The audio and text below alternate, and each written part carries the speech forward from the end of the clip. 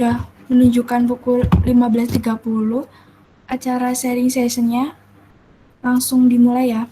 Sebelumnya, Assalamualaikum warahmatullahi wabarakatuh. Waalaikumsalam warahmatullahi wabarakatuh. Selamat sore teman-teman. Gimana nih kabarnya? Semoga kalian selalu dalam keadaan sehat dan tetap semangat dalam menggapai kampus impian. Alhamdulillah, baik Kak. Seperti biasa, pada minggu ini, pada hari Sabtu ini, kita ada agenda rutin, yaitu sharing session bersama narasumber dari mahasiswa UNY. Pada sore hari ini, kita dibersamai oleh salah satu mahasiswa dari Fakultas Ilmu Pendidikan. Namanya Kak Hana. Udah pada siap belum untuk menerima materi dari Kak Hana? Siap, Kak. Siap. Sebelumnya, perkenalkan, nama saya Vivi dari Pendidikan Guru Sekolah Dasar Fakultas Ilmu Pendidikan Universitas Negeri Yogyakarta Angkatan 2019. Sekarang semester 3 yang akan memandu jalannya kegiatan sharing session pada sore hari ini. Saya akan menyampaikan susunan acara sharing session pada sore hari ini yang dibagi menjadi 3 sesi. Yang pertama, sesi perkenalan. Yang kedua, sesi Q&A atau tanya jawab. Sesi ketiga, closing statement. Baik, untuk mempersingkat waktu, silakan kepada Kak Hana untuk memperkenalkan diri. Halo, Assalamualaikum warahmatullahi wabarakatuh teman-teman. Halo Kak. Gimana kabarnya nih? Semoga dalam keadaan sehat walafiat ya. Oh ya, sebelumnya perkenalkan diri dulu. Perkenalkan, nama saya Hanifah Hana, biasa dipanggil Hana. Saya sendiri dari Prodi PGSD Angkatan 2019. Saya asal Cilacap, Jawa Tengah. Ada yang dari Cilacap nggak nih? Mungkin satu daerah kalau sama. Terus gimana nih Kak? Mau langsung masuk atau dari Kak Vivinya dulu? Ya, langsung masuk aja Kak. Oke, baik. Oh ya, selanjutnya silakan Kak Hana untuk menceritakan mengenai gimana sih perjuangannya sampai akhirnya bisa kuliah di UNY. Boleh dong bagi-bagi ke kita ceritanya Kak? Oke. Oh iya, untuk sharing kali ini kita santai aja ya. Jadi kalau misalnya nanti ada pertanyaan atau yang bingung bisa tanya-tanya aja, nggak apa-apa. Nah, sebelumnya, aku tuh pengen ketawa loh. Santai aja Kak. Oke. Yang pertama, cerita ketika berjuang masuk UNY. Ya, seperti biasa, kalau perjuangan masing-masing orang kan beda-beda ya. Ada yang gampang, ada yang benar-benar butuh perjuangan, ada yang gagal terus, gagal lagi, dan mencoba lagi, akhirnya nanti baru berhasil. Dan aku itu gagal di jalur SNMPTN, gagal di jalur SBMPTN, gagal di jalur SPAN PTKIN, gagal di STAN, gagal di beasiswa Holcim, terus di UMPTKI-nya itu gagal juga. Itu UMPTKI kan UIN kan, UIN. Terus baru deh masuk di jalur mandiri. Nah, terus ceritanya awalnya itu aku kan SMA-nya ambil IPA. Terus pas waktu pemeringkatan SNMPTN aku masuk. Terus pas waktu itu aku bingung kan setelah pemeringkatan disuruh milih prodi sama universitasnya. Nah, berhubung tujuanku itu aku pengen kuliah di Jogja. Tapi di Jogjanya itu aku kekeh di UGM. Aku sama sekali nggak kepikiran di UNY gitu. Terus kenapa aku pengen ambil UGM gitu? Karena alumniku itu ada salah satu namanya Kak Intan, itu benar-benar jadi inspirasiku pengen masuk di UGM. Dia itu pernah gagal 7 kali masuk UGM baru bisa masuk yang ke-8 kalinya. Itu juga di jalur mandiri UGM. Nah, dia itu masuk kehutanan UGM. Nah, aku pengen nih, kayaknya kehutanan ini nggak banyak peminatnya gitu pikirku kan. Jadinya aku nggak mikir nilaiku, tapi yang penting aku pengen masuk UGM gitu kan. Terus jadinya aku pengen nyoba, kalau belum nyoba tuh aku masih penasaran soalnya orangnya. Nah, terus akhirnya aku SNMPTN.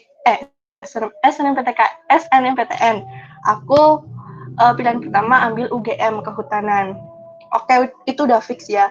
Terus yang kedua, aku bingung milih apa ya. Terus dengan ibuku bapakku tuh bilang, udah ambil PGSD aja di UNY gitu. Hah? Gimana ambil PGSD? Padahal kan aku IPA ya. Dan IPA itu kalau misalnya linjur itu sulit gitu kan. Terus aku jelasin, dari guru BK aku itu juga jelasin kalau IPA itu sulit mau linjur. Sedangkan temanku itu ada yang mau linjur, itu juga gak dibolehin. Apalagi kalau misalnya aku nekat, pasti ya bakal diomong macam-macam lah sama guru BK aku. So aku jelasin step by step kalau anak IPA nggak bisa linjur gitu kan sama ke ibuku dan bapakku gitu. Terus akhirnya, oh yaudah, kamu boleh ambil UGM, tapi pilihan kedua harus di UNJ gitu. Lah di UNJ ambil apa gitu. Terus akhirnya aku di UNJ pilihan kedua itu ambil pendidikan biologi. Karena dilihat dari nilaiku itu pendidikan biologi termasuk ya tinggi-tinggi gitu nilainya gitu. Maksudnya nilai biologinya gitu. Terus akhirnya udah nyoba SNMPTN. Nah, sambil nunggu SNMPTN, aku daftar SPAN PTKIN. Nah, SPAN PTKIN itu nggak bisa di Jogja. Karena pilihan SPAN PTKIN itu adanya, kalau nggak salah ya pas tahunku itu, di UIN Bandung sama di UIN mana gitu aku lupa. Nah, yaudah aku ambilnya tetap IPA di situ, ambil pendidikan kimia sama pendidikan matematika. Pokoknya aku kayak coba-coba aja gitu, kayak nggak mikir nanti aku bakal lolos atau enggak, yang penting aku nyoba gitu pikirku. Oke, udah daftar SPAN PTKIN. Nah, terus pas SNMPTN itu hari Jumat kan pengumumannya, habis sholat Jumat kalau nggak salah ya. Nah itu terus aku buka kan, ternyata tuh aku nggak lolos SNMPTKIN-nya. Terus habis itu hari Senin selesai ujian, hari Senin itu bahasa Indonesia. Nah terus aku buka pengumuman SPAN PTKIN, nggak lolos juga. Dan terus ya bener-bener udah bener-bener ini sih langsung drop gitu lah ya, masa nggak diterima dua-duanya gitu kan. Terus akhirnya yaudah itu udah berlalu. Terus aku daftar UTBK pas tahunku 2019 itu bisa 2 kali. Nah jadinya aku daftar dua-duanya dong karena kesempatan sih gitu kan pikirku. Nah terus udah daftar, udah ngurus, udah bayar, itu kan bayar kan UTBK. Pokoknya udah diurus dua-duanya, udah bayar. Terus sembari nunggu UTBK-nya, aku daftar beasiswa Holcim. Nah, beasiswa Holcim itu tahapannya itu pengisian nilai rapot, itu di-input di webnya, terus setelah itu pengumuman lolos ke tahap 1 atau enggak, terus setelah itu tes tertulis, setelah itu tes wawancara, tes kesehatan gitu kan. Kayak tes ini sih menurutku, apa namanya, yang PTK kedinasan, jadi kayak rada sulit gitu kalau beasiswa housing gitu pikirku. Nah terus akhirnya aku lolos di tahap pertama. Nah pas UTBK kan aku udah kan, nah jadwal UTBK yang pertama itu aku bertepatan sama ujian Holcim, jadinya aku harus milih kan ya. Kalau misalnya aku UTBK kan aku 2 kali kan ya, jadi kalau aku lepas nggak apa-apa gitu kan, jadinya aku ikut ujian. Karena aku lolos tahap pertama beasiswa Holcim, jadi aku ikut ujian beasiswa Holcim. Terus akhirnya aku melepaskan UTBK tahap pertama gitu. Terus udah selesai, ujian udah selesai. Terus 2 minggu kemudian aku ini jadwal UTBK yang kedua. Jadinya aku berangkat ke Purwokerto karena aku kan paling terdekat di Purwokerto. Aku tes UTBK yang kedua di situ.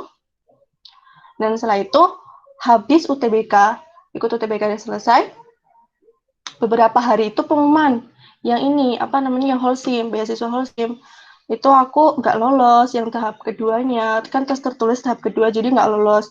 Itu tuh tes tertulis beasiswa Holcim itu soalnya tuh persis sama soal UTBK, jadi ya ada TPS-nya, ada TPA-nya, gitu-gitu pokoknya. Nah, terus udah kan ya, berarti aku tinggal nunggu pengumuman UTBK yang kedua. Nah, udah nunggu, kan nilainya keluar dulu soalnya. Nah, terus nilainya keluar, baru deh di rata-rata, oh ternyata dapat nilai segini, nggak terlalu tinggi. Terus ya udah deh, tinggal milih prodi. Nah, di sini pilih prodinya bingung lagi. Memilih apa ya, sedangkan orang tua aku tuh pokoknya nekat aku harus ambil PGSD gitu kan, duenya. Dan sedangkan nilai UTBK aku kan saintek, gak bisa dong kalau misalnya aku ambil PGSD di UNY yang kelompok soshum gitu kan. Terus akhirnya uh, ya udah nekat ambil UGM lagi dengan prodi yang sama, terus di UNJ tetap yang kedua, pokoknya ya gitulah, pokoknya ya orang tua aku gitu. Terus di UNJ itu aku lupa pilihan keduanya apa ya, pokoknya pendidikan apa gitu aku lupa. Nah, terus akhirnya tinggal nunggu pengumuman lolos atau enggaknya.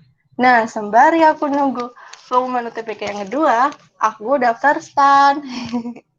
Itu aku berdua sama temanku dari kelasku itu, yang niat daftar STAN itu cuma berdua aja. Jadi aku berjuang sama temanku itu.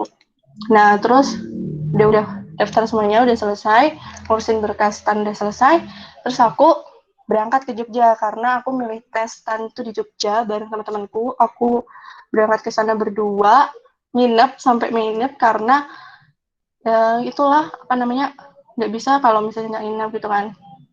Terus apa namanya, kan hari pertama itu harusnya temanku kan ujian, terus aku nunggu temanku di depan itu. Ya pas aku lihat hasil stannya itu temanku nggak lolos. Nah, terus hari yang kedua, di hari yang kedua ini kebetulan aku nggak tahu kenapa ini bareng sama pengumuman UTBK yang kedua tadi yang udah aku bilang itu loh.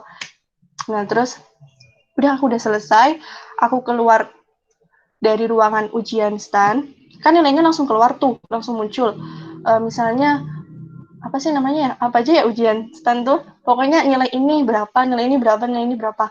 Dan di situ aku udah ngedown, cuma beda, enggak sih, maksudnya di apa ya, aku lupa nilai apa gitu, beda beberapa poin doang, jadi nggak mencapai sama apa ya namanya, nilai ambang batas gitulah kan gitu. Terus udah ya lo nggak lolos gitu. Terus akhirnya ya nangis di situ lah ya, aku pengen di stan gitu kan. Terus akhirnya temanku bilang, buka aja pengumuman UTBK-nya atau SBMPTN-nya. Kan kalau udah milih prodi sama universitas itu namanya SBMPTN, namanya seleksi bersama masuk perguruan tinggi negeri.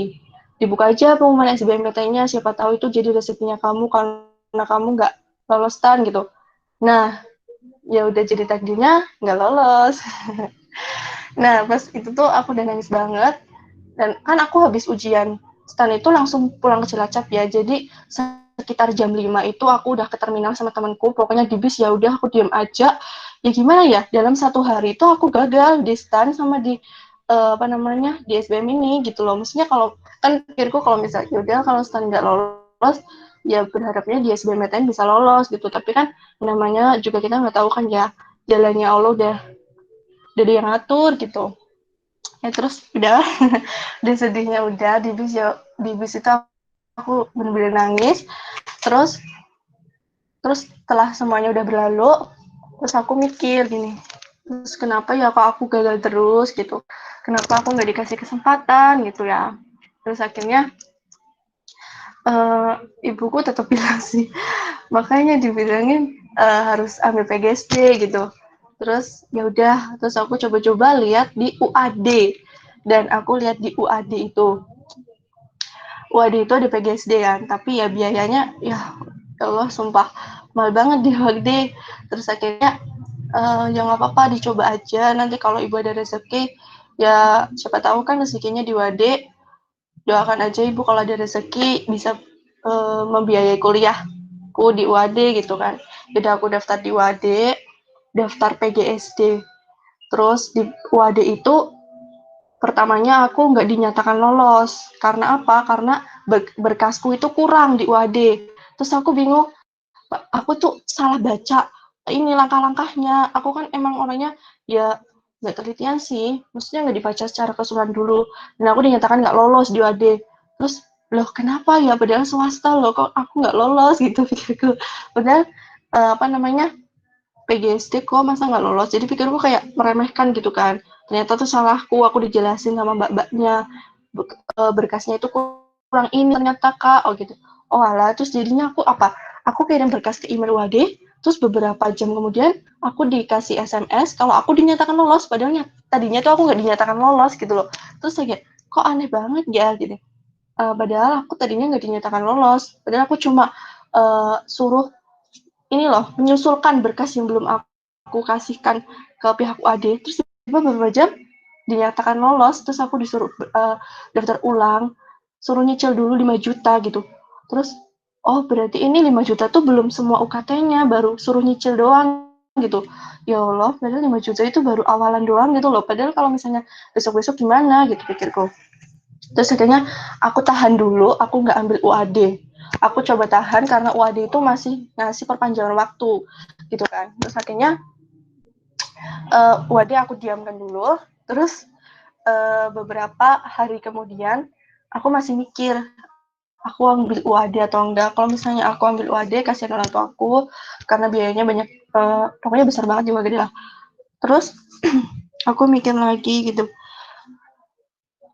mikir kalau misalnya di negeri itu gimana, padahal kesempatan di SBMPTN aku udah gagal semuanya gitu. Terus kayaknya aku nggak bisa ambil negeri deh. Terus aku ambilnya mau ambil UAD gitu. Dan itu aku mau daftar ulang.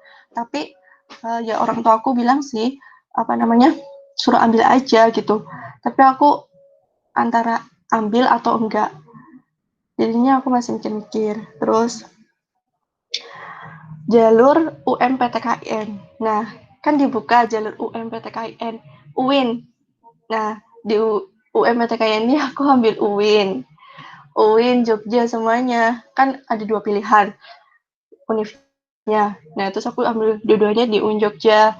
Prodinya apa? Prodinya kimia, pendidikan kimia. Nggak tahu diri banget ya. Nah, udah kan ambil itu. Terus setelah itu aku tinggal nunggu jadwal ujianku. Tanggal berapa aku lupa, pokoknya di bulan Juli. Nah, pas aku sembari nunggu jadwal ujianku di UIN, aku daftar di UNJ. Kenapa aku ambil di UNJ? Jadinya ambil UNJ karena pertama, orang tua aku tetap kekeh aku suruh ambil PGSD, suruh jadi guru. Terus yang kedua, ada temanku bilang kalau di UNJ itu bisa lintas jurusan. Jadi aku bisa ambil PGSD sesuai yang orang tua aku mau gitu. Terus waktu itu H-2 penutup kalau nggak salah, penutupan. Pokoknya H-2 apa nggak H-1 aku lupa. Terus jadinya aku ngurus-ngurus semua jalur mandiri pakai rapot di UNJ. Nah, terus sama jalur mandiri skor UTBK. Jadi aku daftar 2 karena buat jaga-jaga sih. Kalau misalnya aku nggak daftar 2, nanti aku takutnya gagal lagi gitu kan pikirku. Terus ya udah aku ngurus-ngurus semuanya jalur mandiri skor UTBK. Itu di skor UTBK aku tetap ambil IPA, maksudnya kelompok saintek karena aku kan nilai UTBK-nya saintek kan, nggak bisa linjur. Nah, yang kedua ini yang pakai rapot aku linjur deh ambil PGSD gitu. Nah, pas di situ aku nggak mikir daya tampung, nggak mikir animonya berapa, nggak mikir persentase masuknya peluang besar atau kecil, aku nggak mikir saingannya, aku pokoknya di UN itu nggak mikir sama sekali tentang itu semua, yang penting aku daftar ini sesuai orang tua aku yang mau gitu. Karena itu juga sangat mendadak, aku nggak cari informasi, nggak ada grup pejuang UN-nya, nggak ada, karena ya sama sekali aku nggak pengen di UN-nya gitu kan, pengennya di UGM tadi. Terus ya udah kan, udah selesai, tinggal nunggu pengumumannya yang di jalur mandiri UN-nya. Nah, pas ini, aku nggak tahu ini kayak kebetulan lagi deh, emang udah jalannya. Pas aku jadwal di UIN, H-1 tuh aku berangkat ke Jogja. Nah, aku H-1 survei dulu ke Jogja. Survei ruangannya, di UIN-nya, terus biar besok nggak gugup gitu kan. Kayaknya ya sore-sore ini sih aku datang ke sana, udah sampai sana. Nah, pas di sana, pas kebetulan aku lagi survei, itu bertepatan sama pengumuman jalur mandiri UNY. Jadi dua-duanya pengumuman, yang UTBK sama raport. Nah, pas aku habis selesai sholat asar di UIN sana, di UIN Jogja, aku duduk buka HP. Tadinya aku nggak beneran ini sih. Sebenarnya aku sama temanku berdua, tapi ya di sana berdua lah. Nah terus buka pengumumannya, temanku lolos. Ya aku seneng dong. Nah temanku lolos terus tinggal aku buka. Terus ya alhamdulillah aku juga ikutan lolos, di situ seneng banget. Eh, yang ini aku lolosnya yang jalur rapot, yang jalur UTBK aku nggak lolos. Ya karena mungkin ya tadi kecil sih nilainya, terus akhirnya terus lolos yang jalur rapot. Nah terus akhirnya harusnya kan ini ya hari besoknya aku tes UIN, tapi aku ya batalkan nggak jadi ikut tes UIN, jadinya aku besok paginya yang harusnya tes aku pulang ke Cilacap ke terminal, terus yang ngasih kabar ke orang tua kalau alhamdulillah dikasih kesempatan lolos di PGSD sesuai keinginan orang tuaku, di univ impian orang tuaku yang orang tuaku mau, ya jadinya ya bersyukur alhamdulillah masih bisa dikasih kesempatan kuliah di negeri gitu ceritanya. Wah, luar biasa perjuangannya yang begitu panjang sampai bisa masuk ke PGSD UNY. Setelah tadi sempat daftar UGM di SNPTN, UNY di SNPTN, terus pernah daftar STAN juga, SPAN PTKIN, daftar UAD, dan sempat daftar beasiswa Holcim. Bener nggak, Kak? Iya betul. Nah, Sebenarnya ada satu lagi, tadi aku lupa ceritain, aku tuh pernah daftar D4 D4 itu maksudnya apa ya di UGM tuh? Pokoknya pakai rapot. vokasi. Nah, iya D4 itu jalur apa aku lupa, pokoknya pakai rapot. Itu ya aku berharapnya gitu kan. Ya aku kira kan D4 jarang ada peminatnya, terus aku ambil kearsipan atau apa gitu yang bener-bener Iya. aku nggak tahu apa gitu.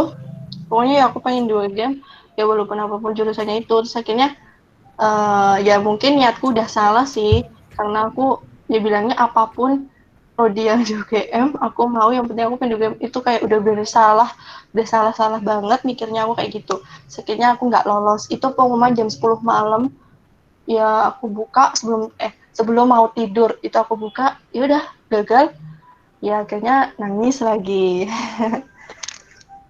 Berarti yang terakhir yang benar-benar pelabuhan itu yang di PGSUE-nya ya, Kak? Iya betul. Oh, terus berarti itu kan kemarin banyak banget tuh jurusannya, ada prodi, sempat daftar kimia, pendidikan kimia, biologi, apa ya, jurusan di daftar itu beda-beda. Berarti emang dari awal tuh belum ada planning mau masuk apa gitu ya, ya Kak? Yang penting bisa di UGM. Kalau dulu seperti itu, Kak? Iya, ya jadi mikirnya ya pengennya di UGM apapun prodinya. Aku pernah sempat bilang ke teman-temanku itu habis lagi istirahat, aku bilang ditanyain pengen di mana di UGM. Nah, prodinya apa? Sebenarnya aku nggak tahu sih ya karena awal mungkin pas SNMPTN itu kehutanan aku ikut-ikut kakak kelasku gitu kan. Karena kakak kelasku itu alumni, ya belum alumni sih, belum semester berapa aku lupa di UGM itu. Ya, terus akhirnya aku milih UGM. Ya karena mikirku juga UGM kehutanan nggak banyak yang minat, jadinya aku ambil SNMPTN di UGM, ambil kehutanan. Jadi sebenarnya sih emang kalau disimpulkan dari semua prodi yang semuanya aku kayak aku coba ini itu aku emang belum sama sekali belum ada gambaran pengen apa. Tapi kalau misalnya ditanya kamu sukanya apa, aku sukanya kimia kalau nggak biologi gitu. Tapi kalau dimantepin di prodi itu tuh kayaknya sulit dengan kemampuanku yang segini gitu. Oke, berarti Kahana ini masuk PGZ UNY melalui seleksi mandiri prestasi akademik yang menggunakan rapot. Nah, Iya. kalau boleh tahu, rata-rata rapot Kahana berapa nih? Kalau Mas Sebenarnya oke, rata-rata rapotku itu nggak terlalu besar sih, cuma 85 sampai 88. Dan itu aku pas jalur mandiri rapot itu nggak sama sekali nggak pakai ini, nggak punya piagam. Kan ada ya disuruh lampirin, itu opsional sih, nggak wajib. Yang wajib itu prestasi unggul, kan itu wajib banget suruh melampirkan. Tapi kalau prestasi akademik itu opsional, boleh melampirkan, boleh enggak. Tapi kalau aku sendiri enggak melampirkan karena emang enggak punya, gitu. Kalau misalkan nih kita ada sertifikat, misal ikut OSIS atau ikut kepanitiaan gitu bisa dilampirkan nggak Kak? Atau harus yang juara? Kalau di SM prestasi akademik? Sebenarnya udah ada ketentuannya sih kalau jalur mandiri. Yang Mungkin sama ya prestasi? kayak SNMPTN. Iya, jalur prestasi ya. Mungkin kayak sama SNMPTN mungkin ya. Ya kalau yang juara-juara gitu, minimal itu tingkat kabupaten gitu. Oke. Mungkin bisa diceritakan nih Kak, gimana sih prodi PGSD itu, belajar apa aja di prodi PGSD? Oke, sebenarnya prodi PGSD itu aku sering banget menerima omongan kalau PGSD itu dipandang sebelah mata. Terus salah satu guruku juga SMA itu guru kimia tuh bilang, kok milih PGSD sih? Padahal kalau PGSD itu sulit jadi PNS, gaji kecil, pokoknya bla bla bla banyak banget yang bilang. Nah terus akhirnya ya kan mereka nggak tahu ya kalau misalnya prodi PGSD itu kayak apa. Nah selama ini aku masuk di PGSD itu belajar tentang bagaimana cara mengajar ke peserta didik khususnya siswa SD yang baik, terus harus tahu gaya belajar siswa SD itu seperti apa, terus harus tahu juga strategi mengajar itu seperti apa, landasan pendidikan di sekolah dasar itu seperti apa, kompetensi guru yang harus dimiliki itu seperti apa, kayak gitu. Jadi nggak hanya mungkin kalau misalnya itu bisa dikatakan sih mau cuma diajarin tepuk tangan atau keprok-keprok itu bahasanya gitu kan. Padahal itu sama sekali enggak gitu loh. Masih banyak banget yang harus dipelajari untuk jadi guru SD gitu. Jadi nggak cuma nggak dipandang sebelah mata gitu.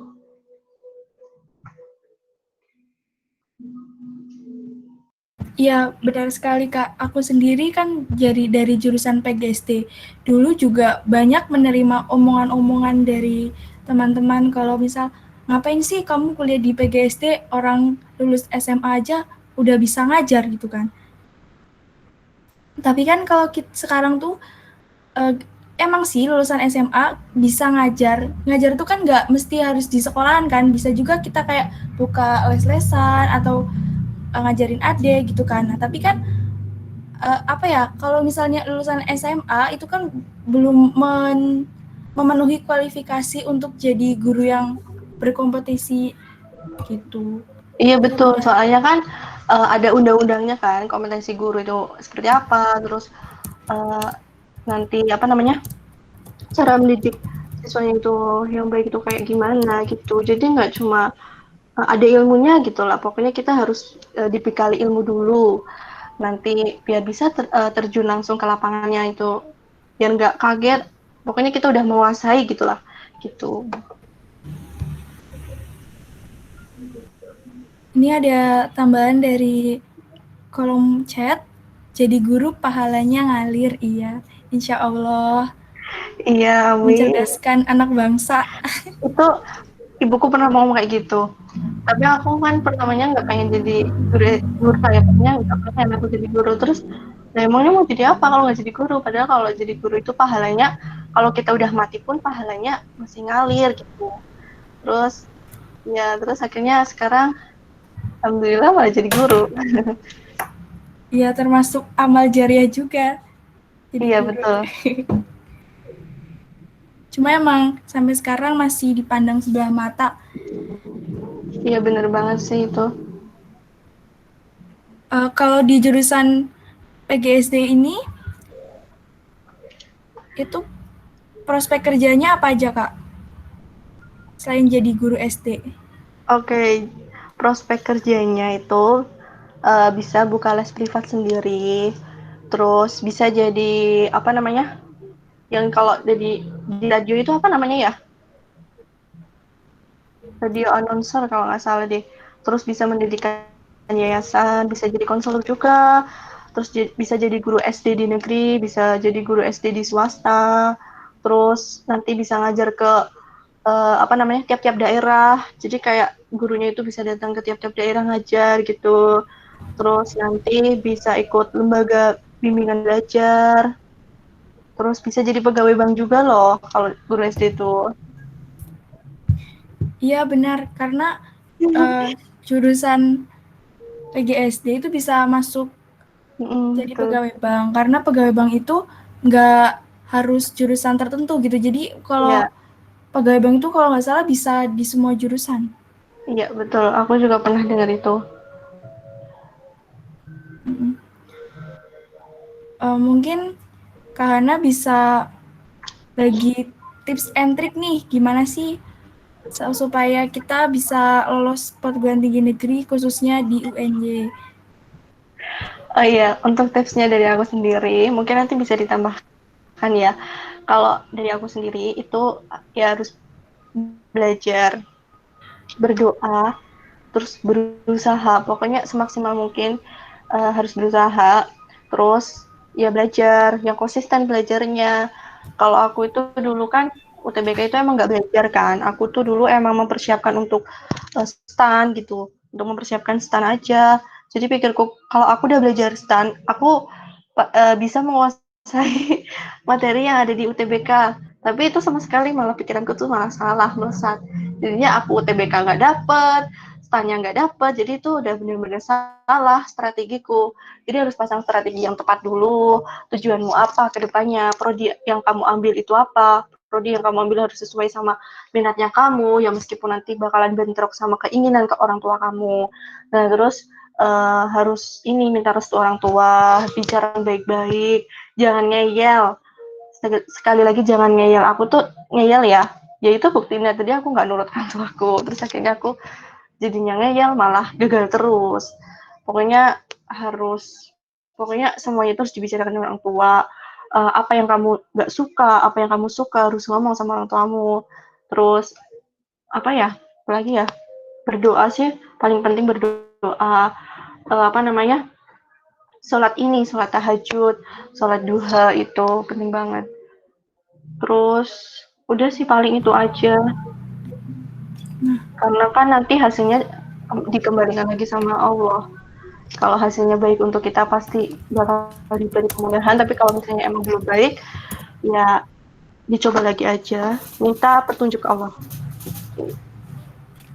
Ya benar sekali Kak, karena restu orang tua itu emang benar-benar luar biasa sih.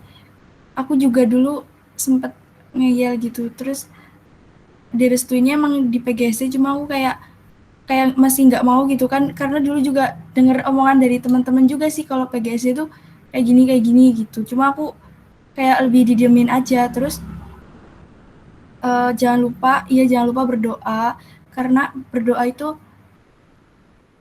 sangat-sangat yang paling utama gitu.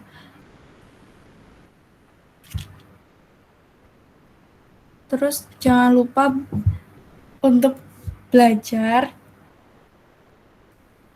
waktu belajar yang paling paling efektif kalau menurut aku itu kayak di jam 3 pagi, karena di waktu itu masih fresh otaknya, jadi kita mudah untuk memahami materi. Yap, betul banget itu kata Kak Vivi. Oke, mungkin kita lanjut ke sesi berikutnya, yaitu sesi tanya jawab. Kepada yang ingin bertanya, dipersilahkan bisa melalui kolom chat atau menyalakan mikrofon. Yuk, yang ingin bertanya bisa melalui kolom chat.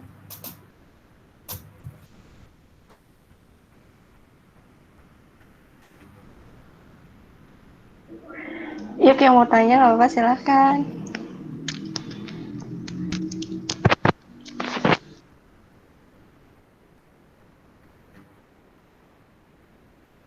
Nah, ini ada pertanyaan dari Aida Safa. Kak, kalau sistem SPAN PTKIN itu jalur rapot kan? Itu sistemnya bagaimana? Apakah mirip seperti SNPTN? Soalnya aku SMA belum ada sosialisasi SPAN gitu. Iya, gimana tuh Kak? Ya, jadi kalau sistem SPAN PTKIN itu pakai rapot aja. Nanti sama kayak SNMPTN, itu tinggal input nilainya. Nah, sebelum daftar ke SPAN PTKIN itu, aku itu bilang ke guru BK aku, dibuka nggak sih jalur SPAN PTKIN buat SMA-nya kita, Bu, gitu. Terus dijawab, SPAN PTKIN itu selama ini tuh belum pernah dibuka untuk SMA-nya kita, gitu. Terus lo kenapa? Terus pokoknya aku ditanya-tanya kalau aku tuh pengen daftar SPAN PTKIN, gue jaga-jaga kalau SNMPTN ku itu nggak lolos, gitu. Terusnya aku bilang sama guru BK, minta tolong diusahakan untuk bisa daftar SPAN PTKIN, Bu, gitu. Terus akhirnya dibantu daftar.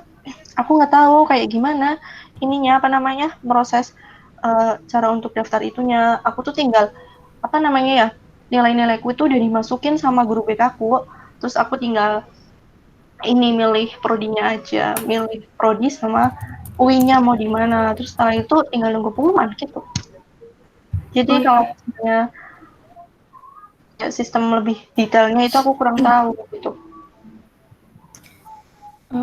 Kalau dulu itu yang SPAN PTKIN, Kak Hana itu pilih jurusan apa? Masih inget nggak Kak?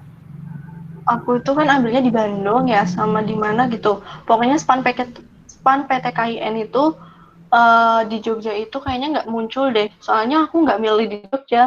Kan tujuan awalku pengen di Jogja kan. Nah, di pilihannya itu kok di Jogja aku nggak muncul. Akhirnya aku milih di Bandung. Sama apa gitu aku lupa. Untuk prodinya aku apa sih aku lupa ya. Pokoknya pendidikan apa gitu. Gitu. Berarti Aku lupa. hanya bisa satu prodi Kak? Itu dua pilihannya. Hanya dua deh kalau nggak salah seingatku. Gitu. Oke. Yuk yang mungkin bisa dilanjut, ada yang ingin bertanya lagi nggak? Bisa tanyakan di kolom chat atau via mikrofon.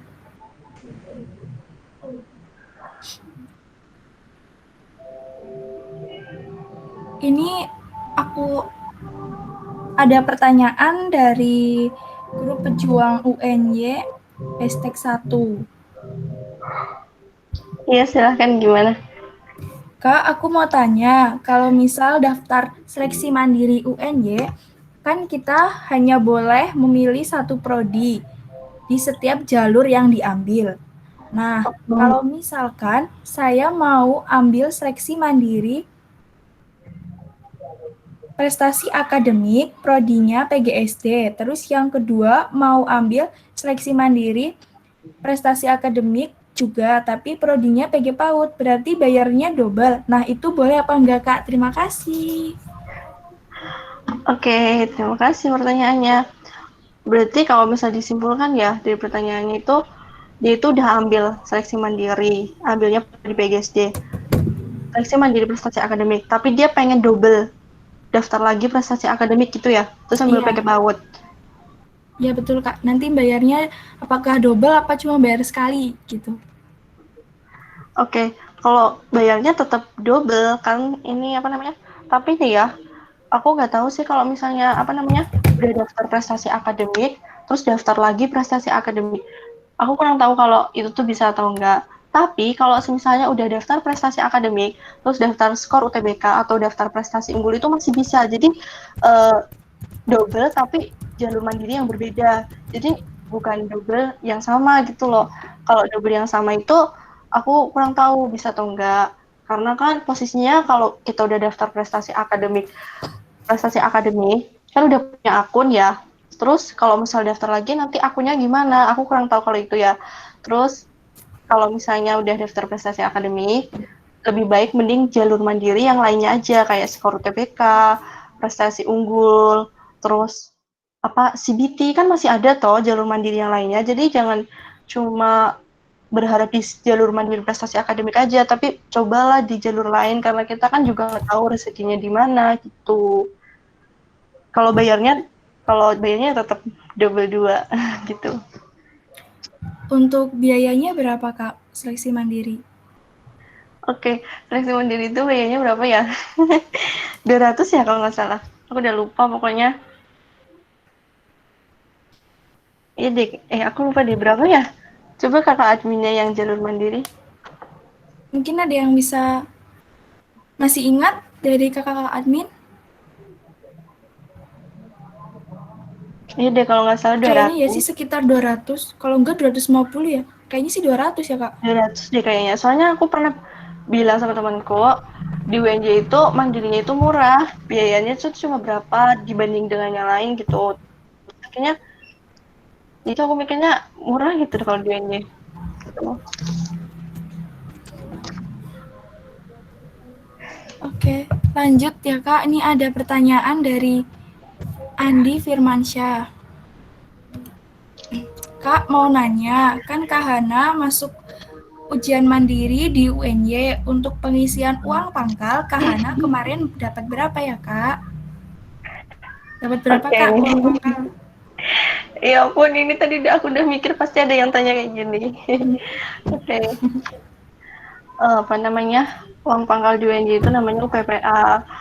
UPPA yang aku ambil itu sekitar ya ampun sebenarnya ini privasi. Aku tuh kan sangat mendadak dan orang tua aku ya emang mikirnya kalau jalur mandiri mau ambil besar pasti bakal diterima gitu. Padahal kan nggak sama sekali setelah aku masuk di UNJ ya pasti kan survei ya namanya juga mahasiswa baru pasti tanya-tanya kemarin jalur apa nih gitu. Oh jalur mandiri kemarin ambil UPPA berapa pastinya kayak gitu. Sama aku pun juga survei ke teman-temanku ada yang ambil nol rupiah benar-benar nggak bayar, ada yang ambil 5 juta, ada yang ambil 10 juta, ada juga yang ambil 20 juta. Teman kamar asrama aku ambil 20 juta. Terus kalau aku sendiri itu aku 5 kali 3 tahu ya. Nah itu terus ya aku cuma disuruh sama orang tua aku kan aku ambil 5 kali 3 itu aku diangsur jadi nggak langsung 1 kali lunas. Kalau 1 kali lunas mah ya gimana biayanya gitu kan. Terus akhirnya pikiran orang tuaku kalau ambil besar pasti lolos gitu padahal sama sekali enggak. Itu tuh benar-benar itu masih karena kita kan juga belum tahu kan. Terus setelah udah masuk oh ternyata di UNY setelah aku tahu survei teman-temanku ternyata tuh nggak memikirkan seberapa besar uang pangkal kamu yang penting itu nilainya kamu bisa memenuhi di prodi yang kamu ambil terus dilihat dari prestasi-prestasi kamu seperti sertifikat atau mungkin piagam yang kamu punya seperti itu. Benar sekali Kak, tapi kan kadang kita kayak ngerasa, ya itu masih berpikiran kan, gak hanya orang tua deh, kita juga pasti berpikiran kalau anak SM tuh pasti mahal gitu, pasti yang masuk jalur SM tuh orang yang berduit gitu. Nah, ya makanya sih banyak kemarin yang kayak ragu, makanya mereka pada ngisi gitu. Tapi sebenarnya untuk ngisi uang pangkal, misal mau ngisi 0 rupiah juga ada sih beberapa yang keterima, Betul. cuma aku nggak tahu sebanyaknya berapa, tapi ada gitu. Pasti ada sih. Terus ini apa namanya? Kan aku kan pas kemarin itu jadi panitia ini ya, yang tim advokasi itu konfirmasi. Pokoknya kalau ada yang masuk prodi ini konfirmasi untuk masuk grup. Nah terus kan itu kan menyertakan bukti ya. Nah aku lihat dari semua bukti screenshot yang dikirim ke aku itu ada yang 0, ada yang 500.000 malahan, ada yang 700.000, terus ada juga yang ambil 300.000 itu diangsur 2 kali. Jadi kalau 300.000 diangsur 2 kali cuma 150.000 kan. Nah Iya, jadi pokoknya banyak deh beragam dia nggak juta-jutaan yang besar-besar itu enggak. Pokoknya banyak gitu. iya benar. Terus kalau di UN itu berarti ngisinya bisa 0 sampai tak terhingga ya Kak? Iya, jadi nanti ada pilihannya 0, 500.000, 10 juta, 5 juta, terus 10 juta ya, 15, 20, terus nanti ada pengisian kolom sendiri, titik-titik itu. Nah, untuk pengisian kolom itu, kamu bisa isi, misal mampunya cuma 300.000 yang tadi aku bilang, nggak apa-apa ditulis aja 300.000. Ternyata malah mau lebih dari 20 juta, nggak apa-apa ditulis aja malahan. Gitu, ya udah gitu. Nah, itu diangsurnya dalam 1 semester atau gimana, Kak? Kan di surat perjanjiannya ada ya, surat perjanjian UPPA-nya itu kan udah bertanda tangan, bermaterai juga. Itu dari kita masuk, pokoknya maksimal dari tahunku 2019 maksimal itu dilunasin itu bulan Desember tanggal 31. Itu udah paling maksimal. Nanti kamu bisa sekali lunas. Kalau sekali lunas kan berarti pertama kali kamu daftar ulang langsung bayar uang pangkalnya langsung lunas. Tapi kalau misalnya 2 kali angsuran, berarti dibayarkan pas awal daftar ulang itu angsuran yang pertama, terus nanti seiring berjalannya waktu bisa dibayar angsuran yang kedua, atau mungkin mau angsuran 3 kali, atau mungkin mau dibayar angsuran 4 kali gitu. Bisa diangsur pokoknya maksimal 4 kali. Oh, seperti itu. Eh, lalu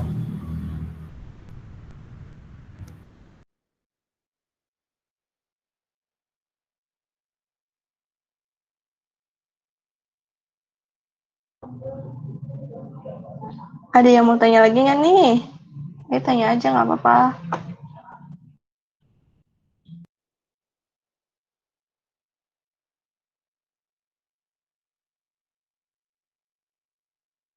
maaf, tadi ada gangguan sedikit. Jadi gimana nih, Kak? Pasti kalau Kak Hana dulu waktu dapat di SM ini pasti banyak dengeran dari omongan orang ya kalau SM tuh terkesan mahal. Kamu pasti uang pangkalnya segini ya jelas masuk kayak gitu kan. Ada kayak gitu nggak, Kak, omongan kayak gitu dari teman-teman? Ada sih Kak. Itu teman kelasku kan juga sama berjuang di seleksi mandiri, cuma bedanya dia cuma daftar 1 di skor UTBK aja gitu. Nah, dia itu ambil 5 juta, terus aku kan ambilnya 5 kali 3 kan.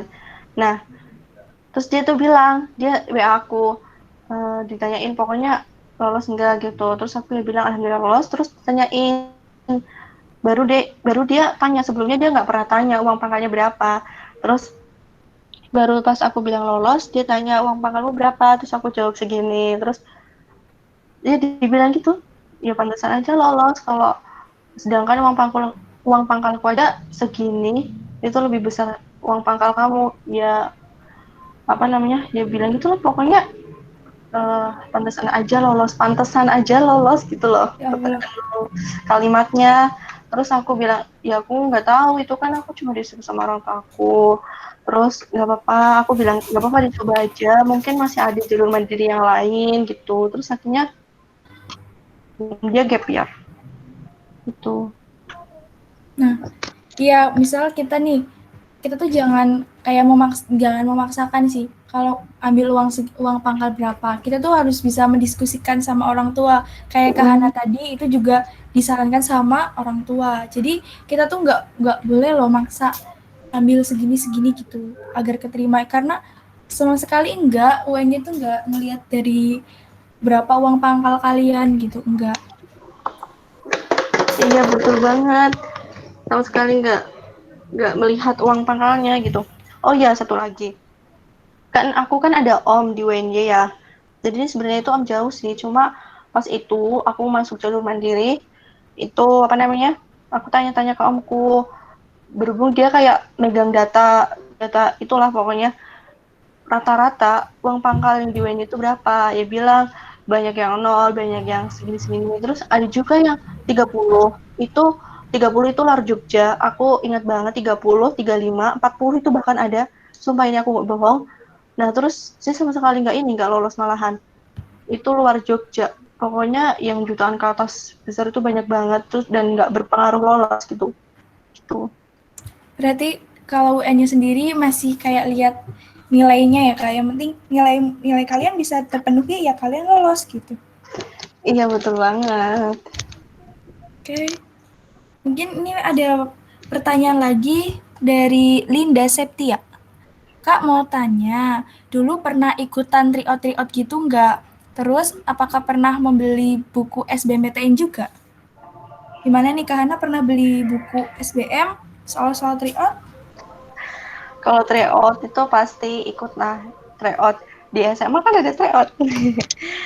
Kalau tryout SBMPTN ya. Kalau tryout SBMPTN itu aku pernah, itu aku sampai ini ikut datang kan di alun-alun Cilacap itu ada masjid besar. Nah, di situ sebelahnya itu ada gedung ngadain tryout. Di situ aku ya ke sana. Jadi aku ke Cilacap kota tuh hampir 1 jaman lebih. Pokoknya dulu tuh ya kayak lagi semangatnya mungkin ya.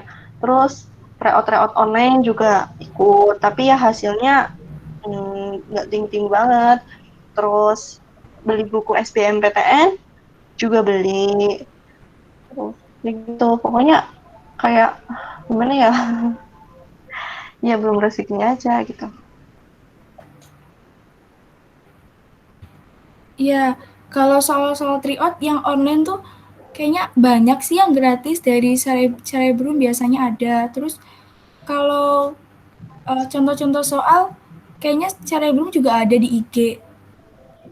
Iya, pas ada itu di situ. Oh, lanjut, mungkin ada yang ingin bertanya lagi, bisa via nyalakan mikrofon atau ngetik di kolom chat.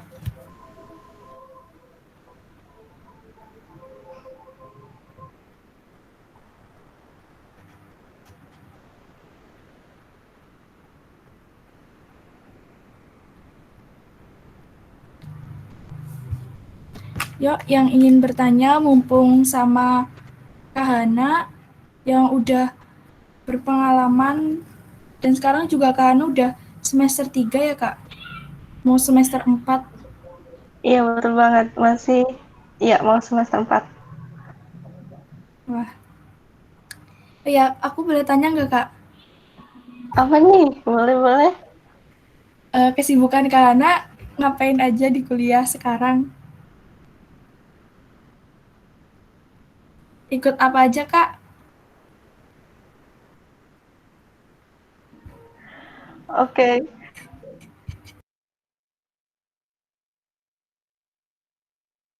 Jadi untuk kesibukanku, selain kuliah itu, aku juga ikut organisasi. Organisasinya, kan UN-nya banyak kan, baik dari tingkat fakultas dan tingkat universitas itu banyak banget. Nanti kamu bisa milih kalau misalnya mau masuk UNJ.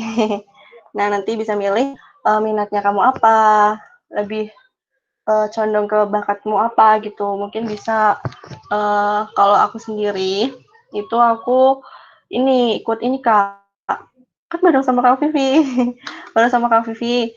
Nah, terus di UKMF penelitian. Nah, di situ kita belajar tentang di ini sih diajarin tentang penalaran, tentang kepenulisan gitu juga. Terus nanti ikut ini juga Kopma. Kopma itu sebenarnya aku cuma jadi anggota sih kalau di Kopma. Terus selain itu ini keluarga mahasiswa Nahdlatul Ulama. Itu kayak keluarga besar NU gitu. Nanti ada juga keluarga besar dari apa namanya Muhammadiyah, ada nanti KMMI gitu. Pokoknya banyak deh, pokoknya organisasi di UNJ gitu.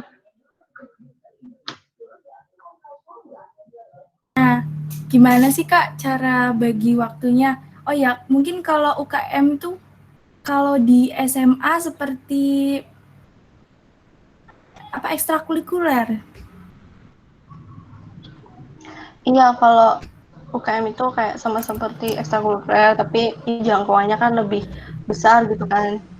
Tuh, apalagi kalau yang universitas ekstra, misalnya UKM kan ekstra yang tingkat universitas, jadi kita bisa ketemu teman-teman dari berbagai fakultas, ketemu teman-teman dari berbagai prodi gitu, jadi lebih banyak relasinya. Tapi kalau tingkat fakultas, ya kita ketemunya teman-teman tingkat fakultas itu, nanti dari berbagai prodi yang ada di fakultas tersebut gitu. Benar, Kak. Sekalian cari jodoh ya, Kak? Bisa. Lanjut, Kak. Ini ada pertanyaan di kolom chat dari Teguh Marwantoro. Kak mau tanya soal bahasa Inggris masuknya di PPU. Apa itu maksudnya? PPU apa ya, Teguh? Apakah Hana udah tahu jawabannya, Kak? PPU apa, Kak? Mungkin bisa dijelaskan Teguh Marwantoro PPU singkat kepanjangannya apa?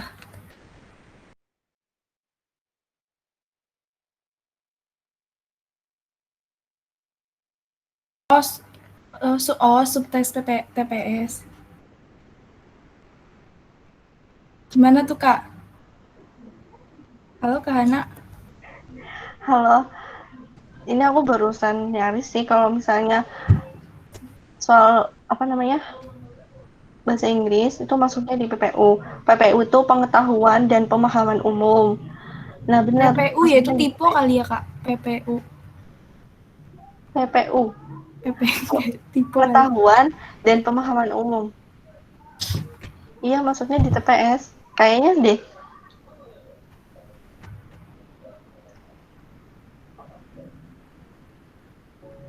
Aku kurang tahu deh kalau apa namanya tentang UTBK gitu.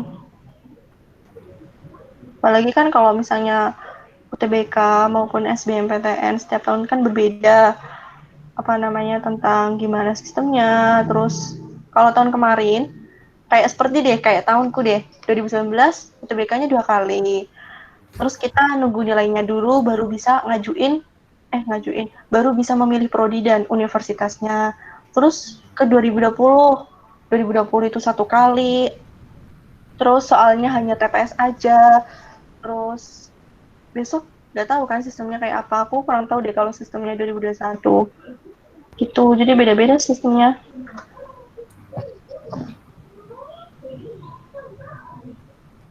Iya sih kayaknya tuh TPS, kayaknya tuh masuknya ke TPS yang bahasa Inggris.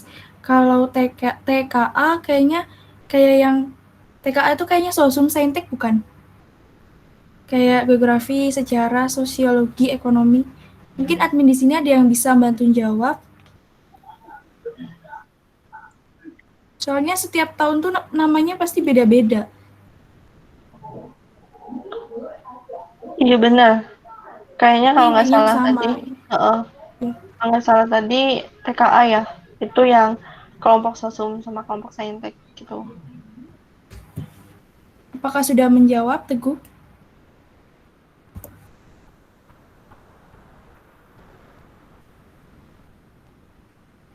Kayaknya sudah terjawab.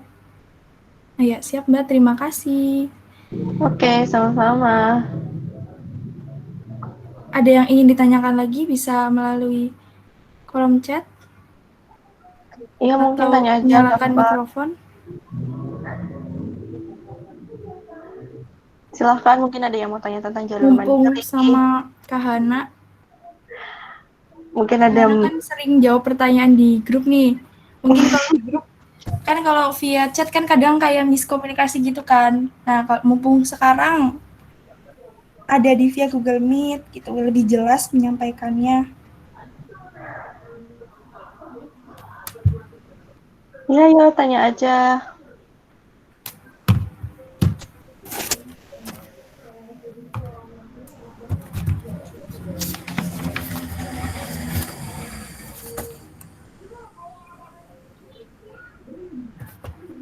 Yuk, ada lagi nggak?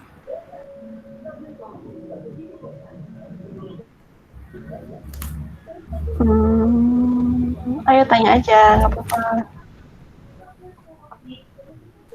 Yuk, ada yang ingin bertanya lagi?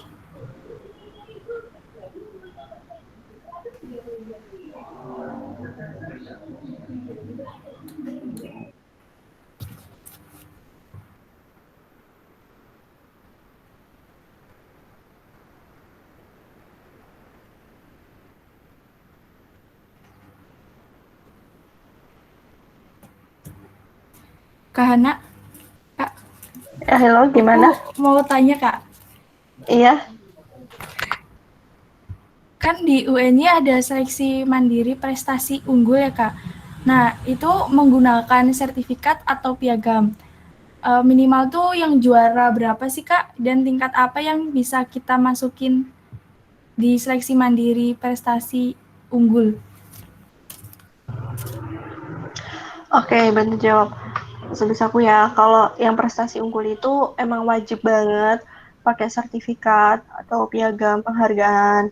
Nah, untuk sertifikat atau piagamnya, piagam penghargaan, kalian sebisa mungkin itu tingkat minimalnya tingkat kabupaten, juara 1, 2, atau 3 gitu. Tuh, setahuku sih gitu sih. Oh ya, yang temanku ini, yang aku ceritain, yang lolos bareng aku pas buka pengumuman di UIN, itu dia dari SMK. SMK-nya itu dia, aku nggak tahu, pokoknya tentang jaringan apa. Nah, kebetulan dia ini apa namanya punya sertifikat sering ikut lomba. Kalau di SMK itu kan LKS namanya kan, lomba kompetensi siswa.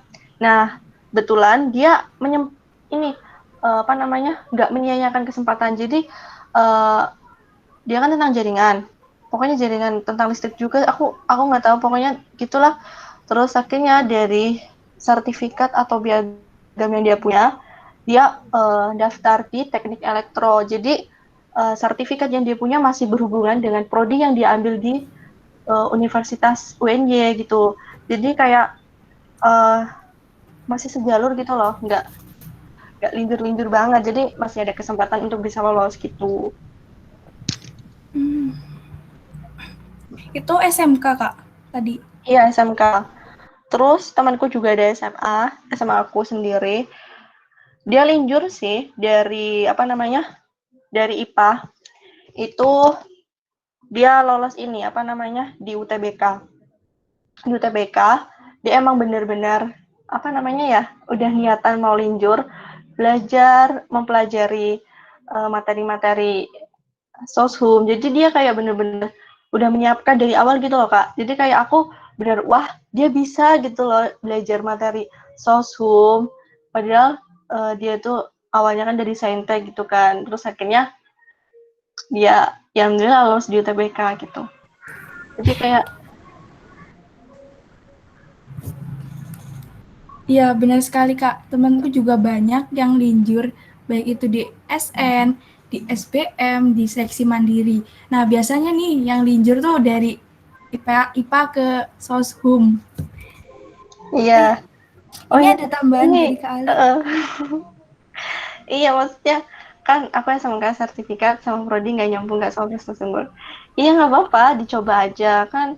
uh, Semua itu ada peluangnya gitu. Nanti tinggal hasil seleksinya itu ya dari universitasnya gitu. Tapi kalau misalnya memang punya sertifikat yang berkaitan dengan prodi yang akan kamu ambil di universitas tersebut, ya alhamdulillah gitu ya kan. Jadi bisa apa namanya punya peluang bisa diterima gitu.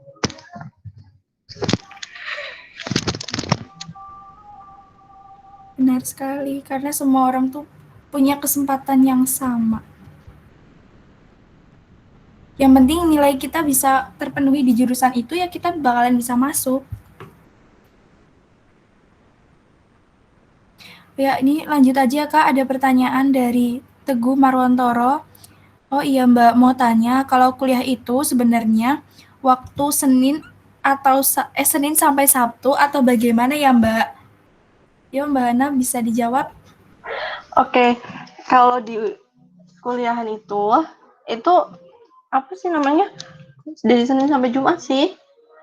Nah, kalau Sabtunya bisa diisi kalau misalnya ada kegiatan atau mungkin ada rapat-rapat. Nah, baru Sabtu atau Minggunya.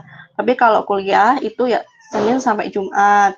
Nah, terus tapi aku juga pernah kuliahnya itu cuma sampai hari Kamis, itu tergantung dosennya masing-masing. Mungkin dosennya hari Jumat itu nggak bisa, jadinya mata kuliahnya diganti ke hari yang apa namanya, yang semuanya bisa, yang nggak ada jam kuliahnya gitu. Jadi kalaupun jadwalnya udah keluar, tapi dosennya nggak bisa menyesuaikan dengan jadwalnya, nanti bisa diganti. Pokoknya ya intinya rembukan deh sama dosennya, bisa nyari apa gitu. Tapi kalau kuliah ya tetap waktunya itu hari kerja, yaitu Senin sampai hari Jumat gitu. Iya, jadi hari Sabtu udah nggak ada kuliah, benar-benar udah nggak ada, kecuali kayak kuliah pengganti gitu ya kak. Misalnya hari Selasa nggak bisa, terus diganti hari Sabtu. Tapi itu juga masih kesepakatan antara dosen sama mahasiswa. Kayak gitu ya kak Hana? Iya betul banget. Oke, lanjut kak dari Linda Septia. Kak, dulu itu pernah ngerasain bingung nggak waktu mau pilih universitas? Solusinya bagaimana ya kak? Kalau pilih universitas, itu aku emang dari awal kan pengennya di UGM, kalau enggak ya di STAN gitu kan. Nah, terus sebenarnya nggak bingung sih. Ya pokoknya menentukan targetnya dulu. Pertama kan aku pengen di Jogja nih gitu. Nah, berarti aku kalau di Jogja aku tinggal milih aku pengen di UGM, kalau enggak ya di STAN itu. Terus kalau misalnya nih kamu sendiri bingung, kalau dari Linda bingung mau milih universitasnya. Nah, kamu mungkin bisa milih antara universitas yang terdekat sama yang di daerahnya Linda. Nah, kamu bisa nih mempertimbangkan dulu universitas yang terdekat dari daerahnya Linda. Terus mempertimbangkan nih kelebihannya apa, terus kekurangannya apa, terus dilihat dari lulusan alumninya itu seperti apa, terus prodinya yang ada di universitas tersebut ada apa aja. Nah, terus dilihat prodi yang ada di universitas tersebut, kamu suka atau enggak gitu. Jadi kan kamu harus tahu dulu minatnya kamu gitu kan. Terus ternyata nggak ada, oh mungkin kamu bisa cari di luar daerahnya kamu, seperti di Jogja kan. Kalau Jogja kan udah terkenal kota pelajar, ya mungkin kayak di UNY ini. Kalau di UNY kan dilihat nanti lulusan alumninya seperti apa, terus kalau di UNY kelebihan kelemahannya apa, terus prodi yang ada di UNY ada yang disukai sama Linda atau enggak, kayak gitu. Jadi jangan bingung, kalau universitas kan banyak, tinggal kita tuh harus punya plan. Nanti plan A kamu ambil ini di universitas ini, nanti plan B kamu ambil prodi ini di universitas ini, kayak gitu. Jadi nanti semuanya harus dilihat kelebihannya apa, kekurangannya apa, terus pokoknya harus di sering-sering cari aja di internet gitu. Ya benar sekali kak. Kita juga kayak mungkin yang pertama mungkin jurusan dulu, terus kita lihat akreditasi jurusan antara universitas yang pertama sama universitas pilihan kedua. Misalkan kan jurusannya misalkan PGSD nih, terus perguruan tinggi negerinya UNY pilihan satu, yang kedua UNS. Nah, kita lihat PGSD UNY sama PGSD UNS passing grade-nya. Passing grade itu kita bisa lihat di Google banyak. Nanti passing grade yang lebih tinggi itu dimasukkan ke pilihan ke-1, terus passing grade yang lebih rendah nanti di pilihan kedua. Gitu. Betul nggak, Kak? Iya betul banget Kak. Apakah udah menjawab dari Linda?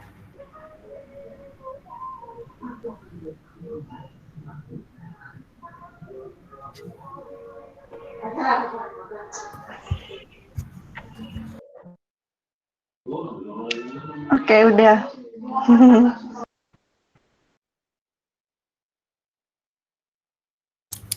Oke, alhamdulillah kalau sudah menjawab. Bisa dilanjut, Kak? Boleh, silahkan dilanjut Kak. Dari Andi Firmansyah. Kak Hana belajar UTBK berapa bulan? Untuk yang anak SMK, lebih baik TKA atau TPA dulu atau TPS dulu, Kak? Gimana nih, Kak Hana? Menurut Kak Hana, gimana? Kan dulu aku nggak belajar UTBK ya. Maksudnya aku belajarnya STAN, kan aku udah bilang kalau aku nanti belajar STAN berarti kayak udah hampir mirip soalnya kayak STAN gitu kan. Berarti nanti aku udah belajar STAN, udah belajar sekalian belajar UTBK gitu kan pikirku. Itu, tapi sebenarnya semuanya itu nggak boleh kayak gitu. tetap harus dikasih waktu untuk belajar UTBK, atau nantinya kamu mungkin pengen ngejar PTK juga, ya semuanya harus seimbang gitulah. Terus kalau anak SMK lebih baik TKA dulu atau TPA dulu atau TPS dulu. Nah, kalau dari aku, kalau TPA itu kan yang kelompok saintek atau sosum. Nah, dari kamu sendiri, kamu mau minatnya kelompok sosum atau kelompok saintek prodinya gitu. Kalau misalnya kelompok prodi yang kamu inginkan nih, misal kalau pendidikan apa namanya kimia misal, itu kan udah otomatis saintek ya. Berarti kamu harus belajar dulu, menguasai terlebih dulu, ya paling nggak tahulah materi tentang TKA yang saintek gitu, yang kelompok saintek, terus dilihat dulu materinya apa aja gitu. Nah, itu tuh harus seimbang juga belajar dengan TPS. Misalnya hari Senin sampai Rabu belajarnya TKA, terus nanti hari Kamis sampai Sabtunya baru belajar TPS. Jadi nanti selang-seling. Nanti hari Minggunya baru kamu bisa dievaluasi tentang materi TPA-nya. Kamu selama belajar kemarin udah menguasai atau belum, terus tentang materi TPS-nya udah menguasai apa belum gitu. Jadi kalau menurutku sih tetap dibuat jadwal ya kalau misalnya mau belajar tentang UTBK gitu. Kalau misalnya mau nyelesain TKA-nya dulu, selesaiin semuanya, terus baru nanti beralih ke TPS, kalau menurutku itu nggak efektif. Masa kita nanti berlama-lama belajar dan mengerjakan soal di TKA, baru nanti kalau udah selesai TKA-nya, baru kita beralih ke TPS. Jadinya semuanya tuh harus seimbang gitu. Atau mau ini, apa namanya, ada yang mau nambahin? Mungkin dari admin ada yang ingin menambahkan? Sepertinya adminnya ada yang dari SMK. Iya nih, kan katanya tadi Kak Ali bilang. Nah, Aku Kak Ali nih, SMK. Kak Ali mau nambahkan nggak, Kak? Open mic aja, Kak. Ayo Kak Ali yuk, buat motivasi. Ayo dong. SMK bisa. Bentar katanya.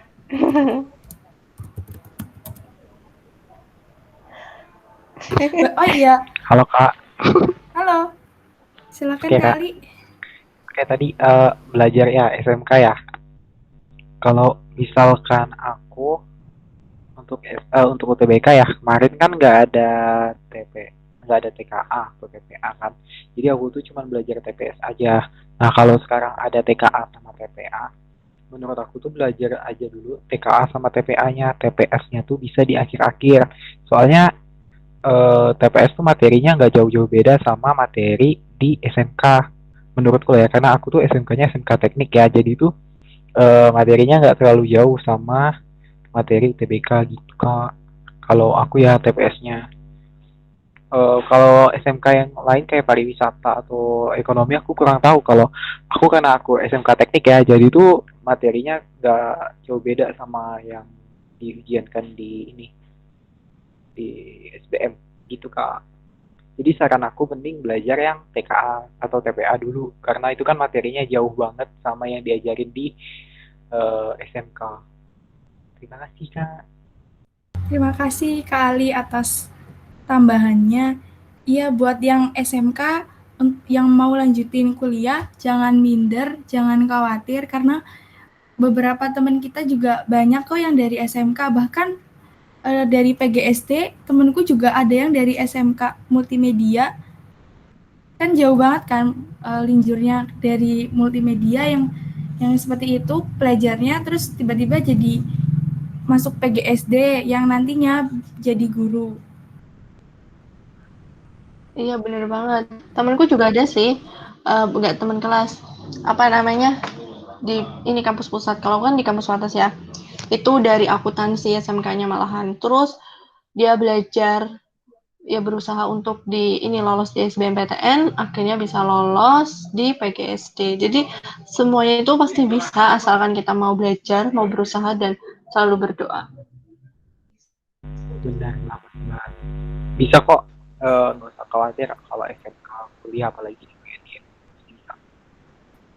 Oh iya, kayaknya temennya Kak Ali teknologi pendidikan banyak yang SMK ya Kak? Banyak banyak banget di aku di SNMPTN, di SBM juga banyak yang SMK, santai aja. Dan kalau misalnya mikirnya ya, pasti mah yang diterima mah SMK yang udah ternama, yang udah ini, nggak juga.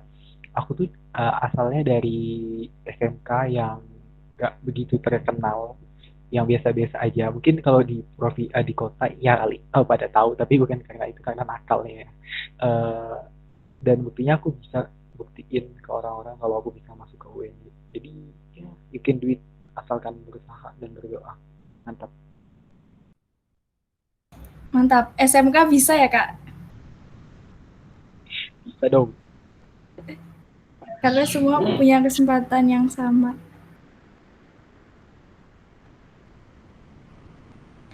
Oh ya. Mungkin ada yang ingin bertanya lagi, bisa ketik di kolom chat atau melalui mikrofon.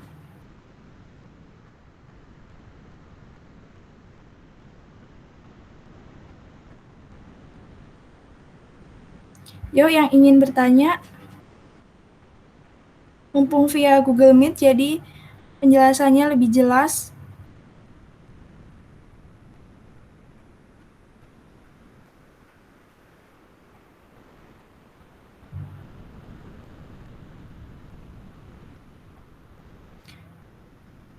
Oh ya, di sini tuh sekarang udah pemeringkatan SNMPTN belum sih?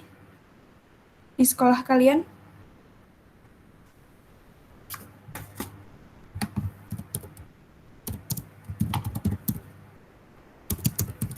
Belum.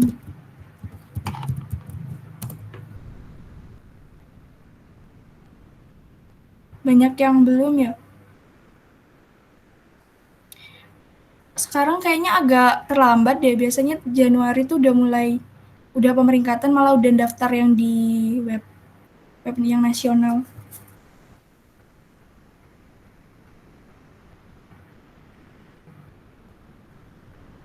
Mungkin ada yang ingin ditanyakan lagi? Bisa melalui kolom chat. Iya, kalau mau tanya nggak apa-apa sebelum nanti ditutup. Berhubung ini juga udah mau jam 5, udah sore. Atau mungkin mau tanya lagi seputar jalur mandiri. Mungkin di jalur mandiri ada apa aja? Ada apa aja? Maksudnya jalur mandirinya apa aja sih gitu.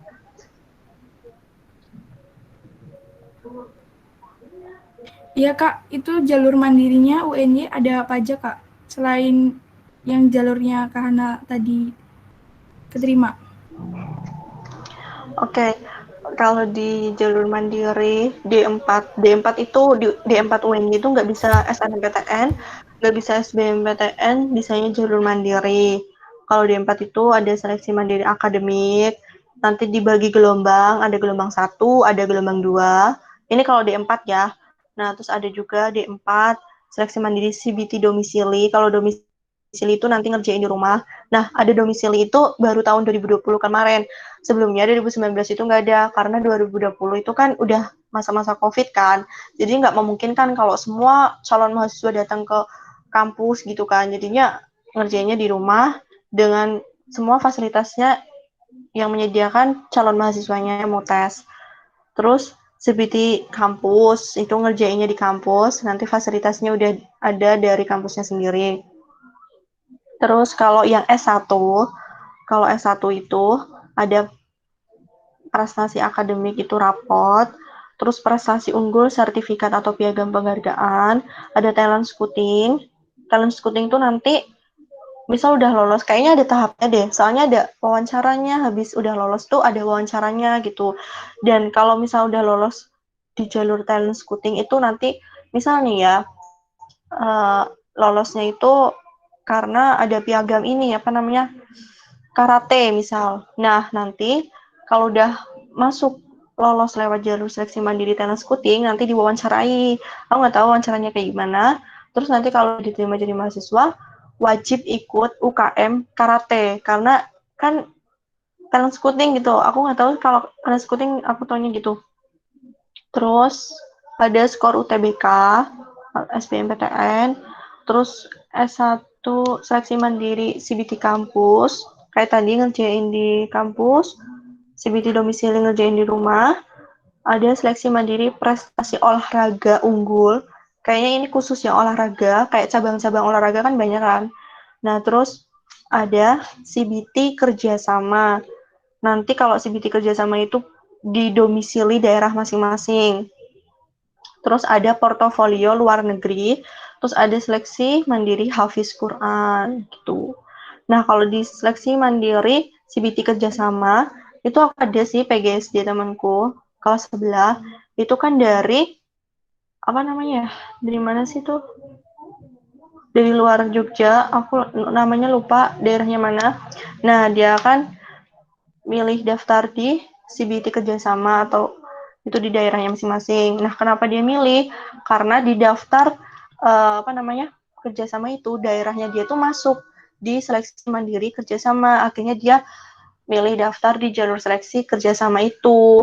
Nah, nanti tesnya sama, tes CBT, cuma uh, hanya beberapa yang bekerja sama dengan UNY, jadi nggak semuanya itu bisa bekerja sama dengan UNY, hanya daerah tertentu yang bisa bekerja sama dengan UNY gitu. Katanya sih kayak gitu, kalau aku dulu pernah diceritain.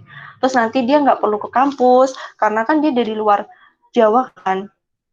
Nah, akhirnya dia ngerjainnya di daerahnya sana, terus di rumah, pakai apa namanya fasilitas yang dia sediakan sendiri gitu. Terus kalau apa namanya tadi ya, Hafiz Quran itu nggak ada minimal, nggak ada maksimalnya. Kalau hafalnya cuma 5 juz, silahkan dicoba. Kalau hafalnya cuma 10 juz, nggak apa-apa, silahkan dicoba. Yang penting ada buktinya. Buktinya itu semacam sertifikat ya, sertifikat atau ijazah. Mungkin ya kalau nggak salah gitu. Yang penting ada buktinya itu. Terus dites atau enggak. Nah, kalau temanku sendiri itu nggak dites. Tapi aku nggak tahu ya kalau mungkin apa sistemnya besok atau kayak gimana. Kalau tahun temanku itu 2019 itu nggak dites sama sekali gitu. Jadi yang Hafiz tadi hanya melampirkan bukti ya Kak, kayak misal apa sih ijazah ya atau kayak sertifikat mungkin ya Kak?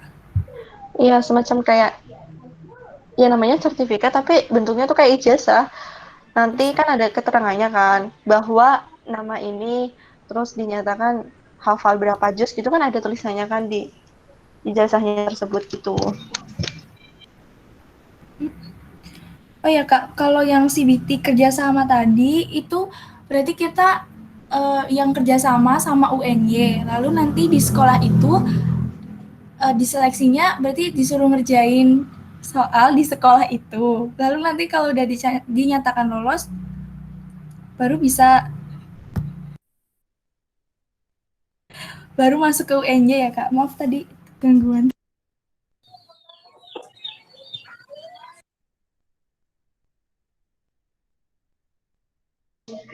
Iya betul banget. Jadi kayak CBT domisili. Cuma aku lupa daerah mana ya, pokoknya luar Jawa. NTB bukan Kak? Bukan yang ini aku lupa.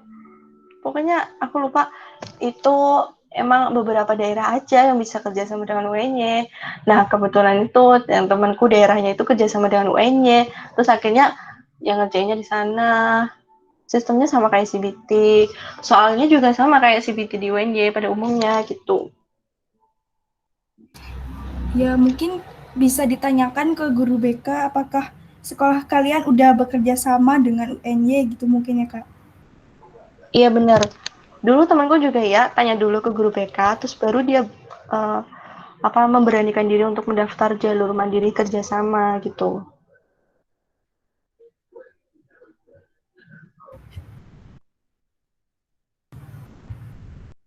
Iya betul sekali Kak. Mungkin ada yang ingin bertanya lagi?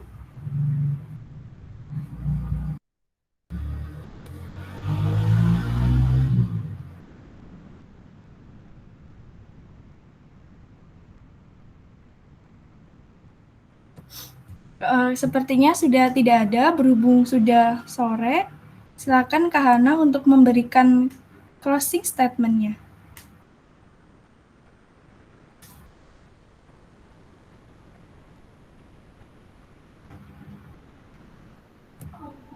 Oke.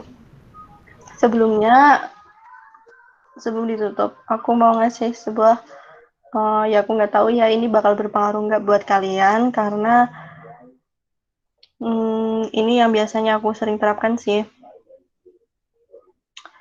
Entah doa kalian yang mana yang akan terkabul, usaha kalian yang keberapa yang akan membuahkan hasil. Tugas kalian itu hanya memperbanyak doa dan usaha. Tetap semangat dan jangan menyerah. Pintu menuju kesuksesan itu nggak hanya satu pintu, tapi kalian harus punya banyak pintu supaya jika kalian gagal, kalian bisa menemukan pintu menuju kesuksesan yang lainnya. Terus ada lagi kualitas yang sering aku tanamkan. Jika hari ini aku gagal, maka pastikan besok aku akan berhasil. Jika hari ini aku menyerah, maka pastikan besok aku akan lebih berusaha daripada yang lainnya. Gitu sih, biasanya aku sering menerapkan itu untuk diriku sendiri. Jadi kalian harus lebih semangat. Pokoknya kan ini kan belum apa ya namanya, belum SBMPTN kan ya. Terus ini juga belum milih prodi SNMPTN kan. Nah, kalian harus mempersiapkan, harus punya strategi dulu daripada nantinya ada penyesalan di akhir. Mungkin udah menyanyiakan, nggak belajar, apa namanya, ya gitu pokoknya nggak belajar terus akhirnya nanti gagal. Nah, sebelum itu kalian harus mengantisipasi dengan cara buat strategi, harus punya plan dulu, terus harus belajar, harus bikin apa namanya, memanage waktu. Kira-kira aku harus hari ini harus belajar apa, hari ini harus menyelesaikan soal berapa ya biar nantinya aku bisa lebih paham nantinya pas SBMPTN atau pas UTBK itu gitu. Ya diusahakan jangan mikir jalur mandiri dulu, usahakan itu mikir SNMPTN sama SBMPTN. Ya paling enggak dimaksimalkan lah di SBMPTN-nya gitu. Kan masih punya banyak waktu lah ibaratnya kan untuk bisa belajar SBMPTN. Nanti kalau memang belum rezekinya di SNMPTN, belum rezekinya di SBMPTN, baru dicoba di jalur mandiri gitu.